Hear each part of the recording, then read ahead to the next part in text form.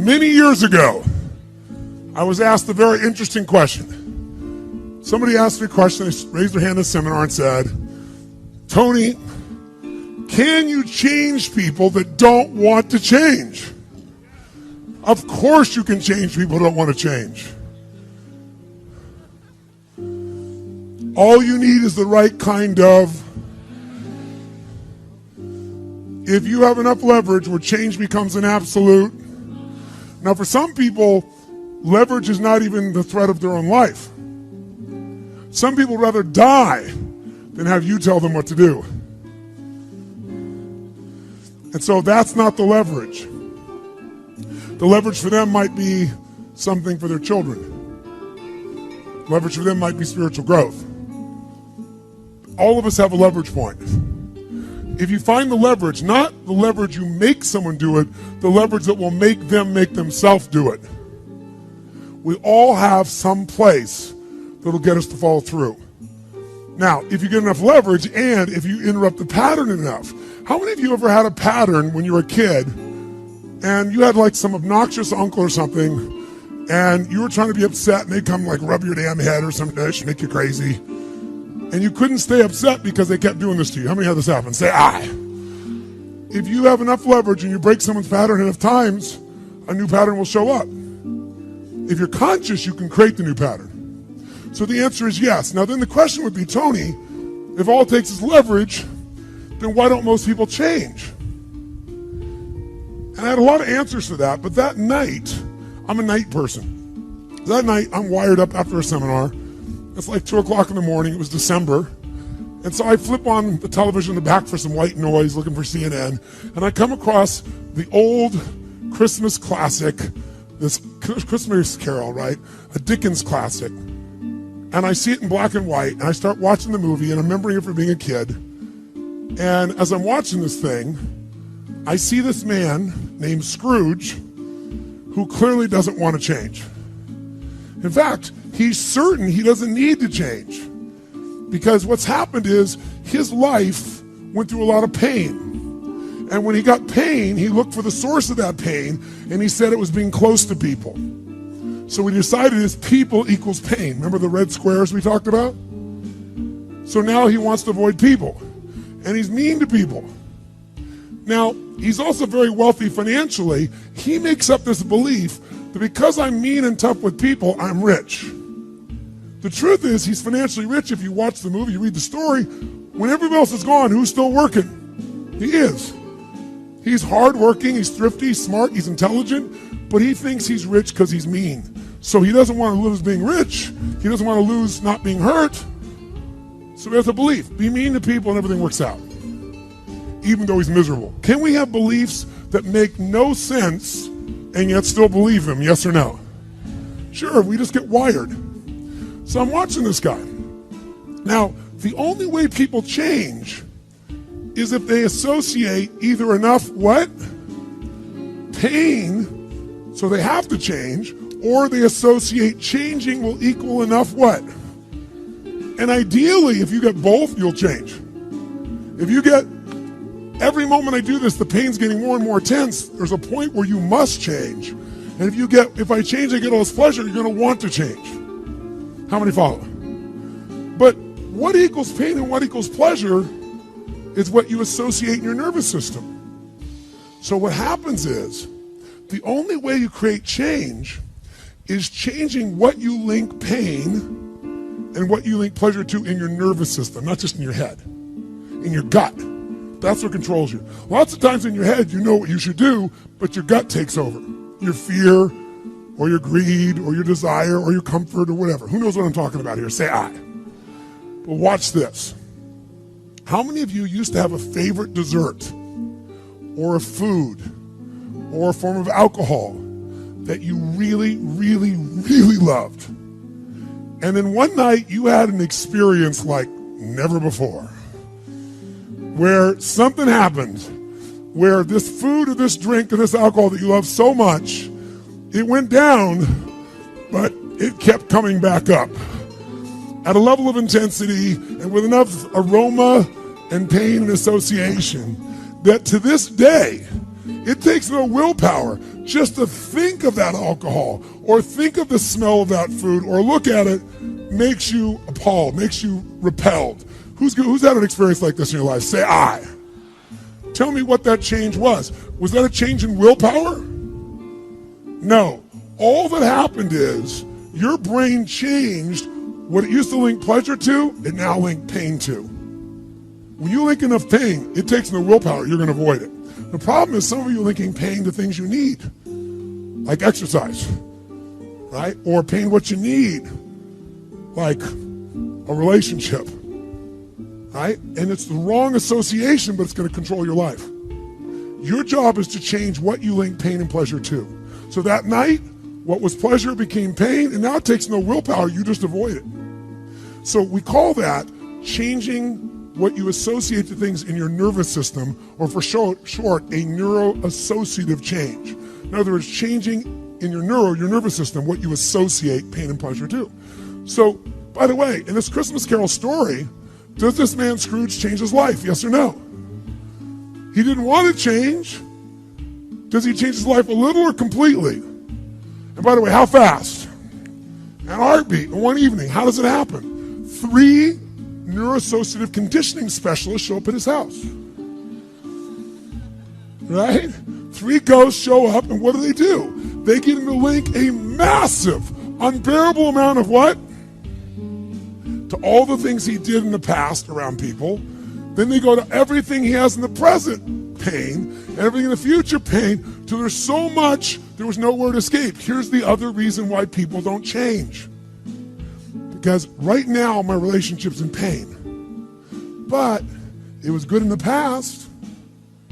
So you escape having a change by remembering a good time. Or I might be coughing and having these problems with cigarettes right now, but you know what? George Burns lived to be 102. He smoked cigars, by the way, and he's 1 out of 10 billion people that pulled that off. But let's not confuse ourselves with ratios. So you make up what the future is. If your present is painful, you can escape to the past and get out of the pressure to change. How many follow this? Say I. Or you can escape to a future because no one knows what it is for sure and you can make it up. But if your brain links it's been painful in the what? Past, in the, and it's even worse in the, it'll change like that.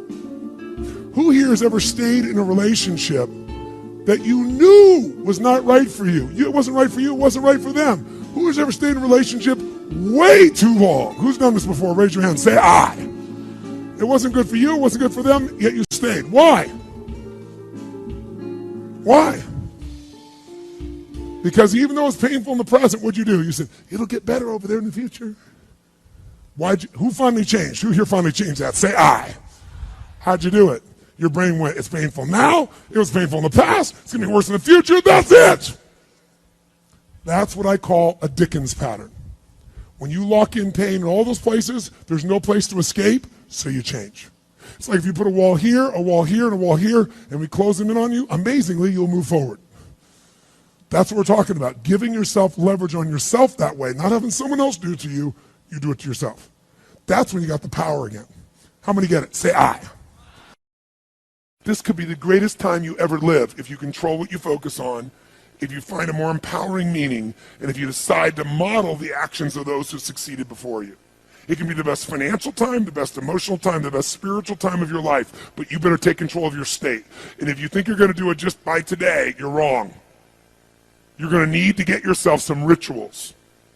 Right now, every one of you in this room is controlled by your rituals. I don't just mean this one. I mean, every morning you get up. I know your body. I can look at your body right now, and I can guess your rituals. Some of you, your rituals to work out 5 times a week, I can see it clearly. 4 to 6 times a week, it's obvious. Because you couldn't look like that if you didn't do that. Some form of workout. I don't care if it's walking, lifting, whatever. Some of you, it's obvious that lifting weights is part of it. You can see by that man's muscles.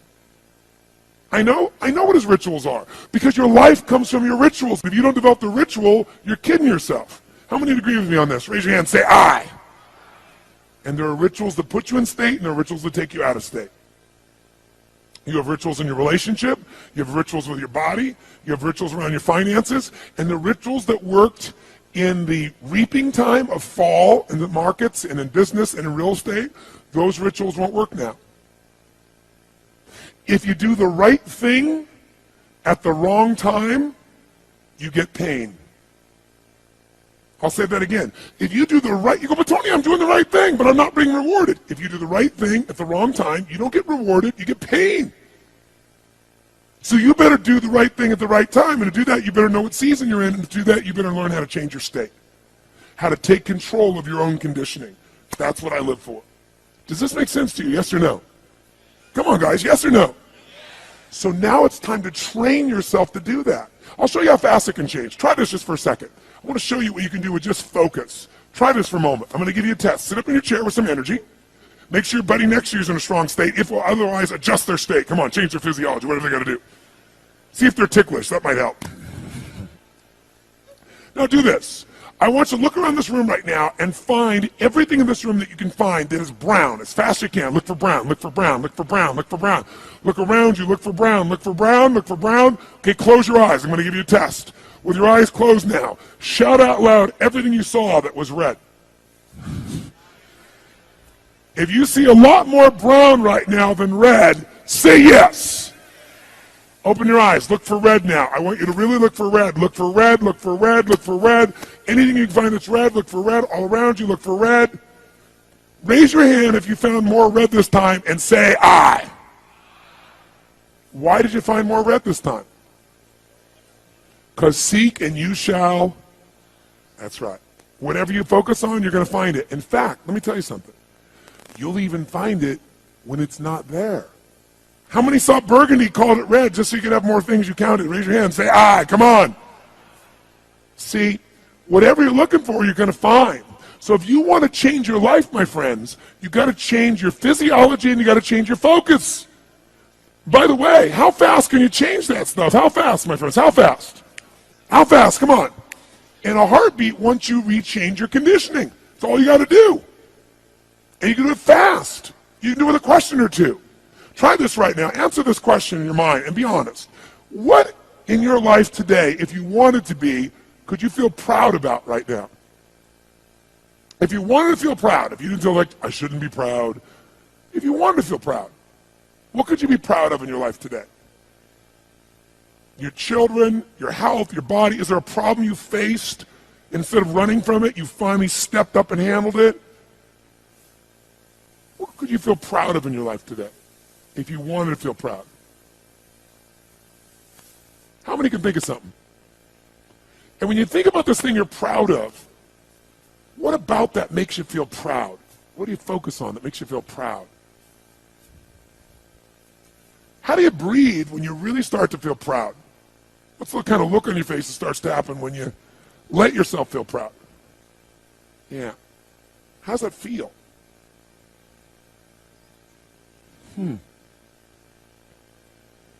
Think of another area of life. Think of an area of life that you're grateful for. Or if you go, I'm not grateful. If you wanted to be grateful, what's an area you could feel grateful for? What could you feel grateful for if you really wanted to feel grateful? How many can think of something you could feel grateful for? Let me see your hands. And what about that are you grateful for? What do you focus on that makes you feel grateful? How does it feel when you're really, truly feeling filled with gratitude? Here's one. If you wanted to be excited about your life right now, and you were willing to be excited, you're willing to buck everybody else's trend, what could you feel excited about in your life if you wanted to feel excited? What could you get excited about if you really focused on it and you really took it in? And you weren't in a negative place. What could you get excited about if you wanted to be excited in your life? What could you get excited about? How many of you can think of something you feel excited about right now? Raise your hand. Let me see your hand. Say I. When you're really excited about it, what about that excites you? Or when you're really excited, how do you feel? How do you speak? What's your life like? By the way, when you're excited, does it tend to touch other people? Yes or no? Absolutely. By the way, do people have a tendency, by the way, who feels different right now than just even a couple moments ago? Raise your hand and say I. Why? Because focus is controlled by questions. If you ask a different question continuously, not once, continuously, you will get a different answer. If you ask a lousy question, you get a lousy answer and a lousy state. Somebody says, why does this always happen to me? It doesn't always happen to you, but the brain's like a computer. Ask it a question, it'll have to come up with an answer. Because you deserve it, you idiot. Someone will say, how come I can never lose weight? You can lose weight, but if you keep saying, how come I can never lose weight, the brain's got to come with an answer. It goes, you're a pig. Lousy questions create what? Lousy answers. Ask a better question, get a better answer. Now here's what I want you to get. I want you to get that you can change your state. How fast, guys? How fast? How fast? And if you get the habit of doing it, you'll have a different life.